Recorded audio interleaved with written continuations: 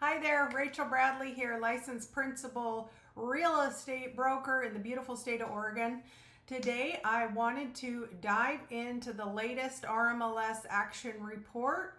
So if you are interested to know what April's numbers were in regards to real estate, please join me and let's take a dive in and see if we can find out if any changes have taken place in regards to inventory, days on market, active listings, pending listings, sold listings. Today's date, we are at May 9th, and these are the numbers from April. They were just released. So let's dive in. All right, so here we are looking at the latest RMLS Market Action Report.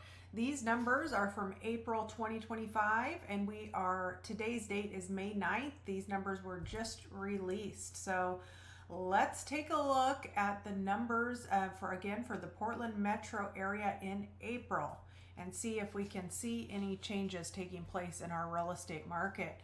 So the first thing I look at is this months of inventory. We're at 3.1 months. Keep in mind that a balanced market is 5 to 6 months of inventory. So we still have low inventory. However, I'm really liking what I'm seeing here in regards to inventory increasing this year. So that's a good sign to me. New listings increased 7.6% from the listings in April 2024. So again, we can see that here. We got new listings hitting the market. This is inventory in months, but obviously the new listings will impact that number. So pending sales, pending sales did decrease compared to April 2024. However, they did increase from last month. So pending sales are ticking up from last month. Closed sales decreased from April of 2024 and increased 16% from the closings in March 2025. So that signals to me that today's market, we had 16% more closed sales from in April versus March. So that's good news to me. People are out there buying homes. Now that again, this inventory and time on market, we see the inventory increased to 3.1 months and total market time decreased to 62 days. So this is awesome, right? Total market time went down 10 days when we compared April versus March.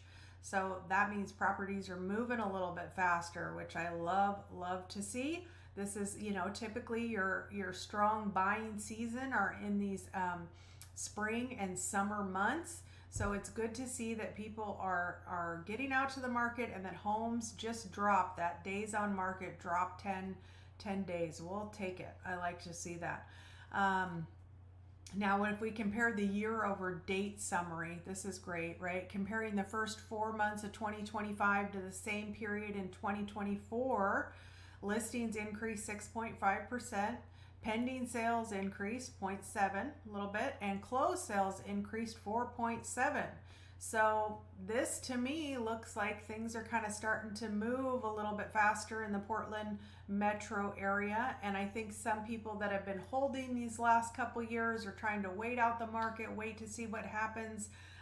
People are now deciding to list their properties and make a move, which is fantastic. And now if we compare the average and median sales price, though, look at this. We see 2.6% versus 2.1. So let's just say home prices have increased about 2%, to that 2.6. This is a slower, increase in price growth than we've seen over the last couple years. So, this signals to me, okay, homes only only increased 2%. Home price appreciation we like to see in that like 3 to 4%. So this could be maybe a signal that prices are gonna, that maybe we will not see this, increase in price like we've seen over the past couple years. So this is something to keep an eye on right here in my mind. And this also tells me sellers need to be careful. We have more inventory on the market. Yes, total market time just dropped off, so that's a good sign.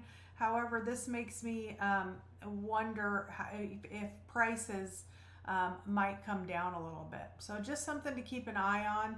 Again, we've still seen that price appreciation, and some people say, oh, prices are going to fall off. That's not what I'm implying here at all. The reality is we're still at 3.1 months of inventory, right? So supply versus demand. We still don't technically have enough supply.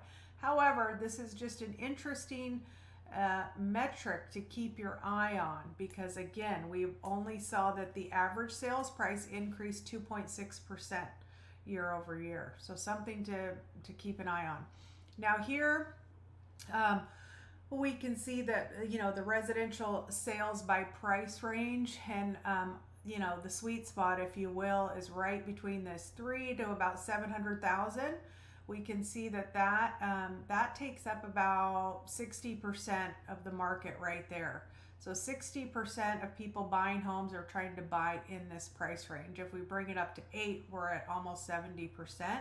And then you can see the lower price points is less, and as well as once you get over $1 million, your buyer pool just gets smaller. So this is the competitive zone. This is where most people are trying to buy or sell homes in, and you need to be aware of that. So let's keep going here. Now these graphs are my favorite, just because I love the visual representation. It's really easy just to look at and get a feel for what's going on in the market. Active residential listings, again, we have that inventory increase compared to the last couple years, which I love to see that. New listings, they are also on the rise, and we are outpacing the last 2 years as far as new listings go. Pending sales, we do see a little dip in pending sales compared to 2024. So we'll see where this curve goes. If we see a jump in this over the next couple months, May and June, if more buyers hit the market, if we perhaps see that interest rate drop in June, then, I imagine that we're going to see a spike in this as well. Closed sales, we're kind of hovering around where we were last year. So this is another thing to kind of keep in mind. If you're selling your home, compared to last year, we have more inventory on the market. However, our closed sales are kind of holding steady. So be careful not to overprice those listings. Make sure that your agent really runs the numbers, understands your market, and that you come up with a good price that is going to help your home sell in the shortest amount of time possible. So average total market time, again, we just saw this go down. Now look at this. Typically, this is the way this curve goes, right? Because of seasonality. Again, we're getting into the hot buyer season, if you will. So that market time decreases, and buying a home gets a little bit more competitive. So when you start to see this market time go down, then you know that more buyers are in the market, and they're taking that inventory. So this will be a good number to keep an eye on as well. And it should follow that seasonality curve, and we'll keep an eye on that. Here's your average and median sale price. Again, we had that almost 10% appreciation during these years, this 2022 area. And then we've seen some fluctuation in pricing. So we're going to keep an eye on that. Last year, year over year, we saw 2% increase. Average sold price change. So we're below where we were last year. Average square feet, what typical homes are selling. So that's under 2,000 square feet. And then I like to look at this average price per square foot. This is a really good metric, especially if you're looking at condos, at comping condos. However, as you can imagine, homes are a lot different. So you can't really compare a price per square foot if you're looking at a home that was built in the 50s versus a home that was built in the 2000s. Obviously, a price per square foot doesn't take into account lot size, all different kinds of factors, but it is a good metric to just be aware of. And if you are comparing apples to apples, if you will, two condos in the same building, two homes in the same area that are all on the same size lot that were built during the same time, then price per square foot becomes more relevant. And again, this total active listings, we're seeing that increase there, this bump up, and it is up from the last 2 years. So this tells me activity is picking up overall, and I think that's fantastic news. I'm seeing that people that have been kind of holding or sick of holding, and they're saying, you know what, we are just going to list our house.